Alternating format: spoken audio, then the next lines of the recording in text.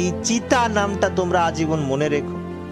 এবং বাংলাদেশের ফ্রি ফায়ারের প্রতি আমার নিজের পার্সোনাল ভাবে রিকোয়েস্ট থাকবে যে চিতা নামটা এটা যেন ফ্রি ফায়ার স্পোর্টস এর সাথে আজীবন কানেক্টেড থাকে।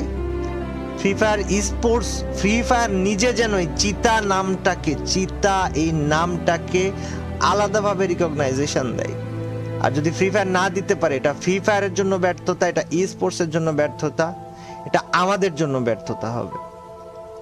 ওর জন্য তোমরা দোয়া করো।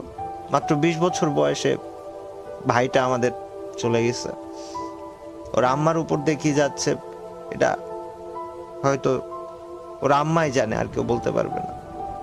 মানে দোয়া করো তোমরা, এবং এই একটা শব্দ মনে রাখো যে চিতা বাংলাদেশে একটাই ছিল, একটাই হয়েছে, একটাই চিতা আজীবন থাকবে, আর কোনো সেকেন্ড চিতা হবে না। ওর জন্য দোয়া করো, আল্লাহ তাআলা যেন ওকে মাফ করে দেয়, জীবনে যদি কোনো ভুল ত্রুটি থেকে থাকে, কোনো কবরের আযাবটাও মাফ করে দেয়, এবং ওকে যেন জান্নাতুল ফিরদাউস নসিব করে। তোমরা চিতা নামটাকে ফ্রি ফায়ারের স্পোর্টসের ইতিহাসে আজীবন বাঁচায় রাখবা। তোমরা এই দায়িত্ব আমি নিচ্ছি, তোমাদেরকে দিচ্ছি, এবং ফ্রি ফায়ার যেন চিতাকে আলাদাভাবে রিকগনাইজেশন দেয়, যেন আজীবন স্পোর্টসের সাথে জেবি চিতা এই নামটা লেগে থাকে।